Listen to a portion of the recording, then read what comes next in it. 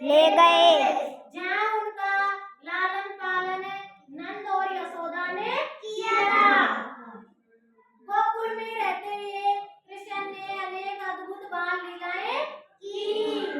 उन्होंने गांव के लोगों को प्रसन्न किया और दुष्टों का संहार किया। अवतार माखन चोरी कृष्ण की नटखट लीला। कृष्ण को बचपन से ही माखन बहुत प्रिय था। माँ यशोदा और गोकुल की गोपियाँ जब मटकों में माखन भरकर रखती तो कृष्ण अपने सखाओं के साथ मिलकर उसे चुरा लेता था। कई बार गोपियाँ उन्हें पकड़ने की कोशिश करती, लेकिन कृष्ण इतनी चतुराई से भाग जाता था कि उन्हें पकड़ना मुश्किल हो जाता। एक दिन यशोदा ने स्वयं उन्हें माखन चोरी करते हुए पकड़ लिया और दंड स्वरूप उन्हें उखल से बांध दिया। किससे बांध दिया? उखल से।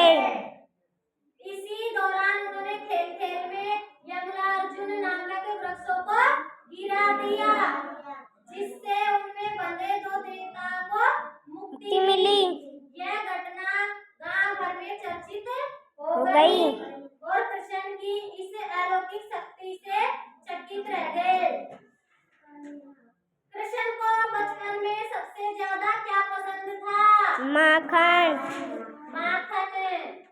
अवतार कालियानाग पर विजय और निडरता की मिसाल।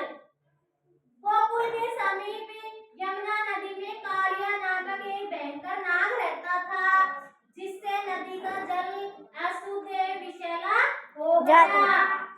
कालिया नाग कहाँ पर रहता था? नदी में। कौन सी नदी में? यमुना नदी में।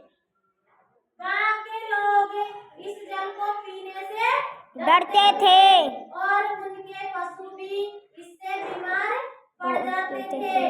एक दिन कृष्ण खेल खेलते यमुना में कूद गया और कालियानाग से युद्ध किया। अपनी अपार शक्ति से उन्होंने कालिया के फन पर नृत्य किया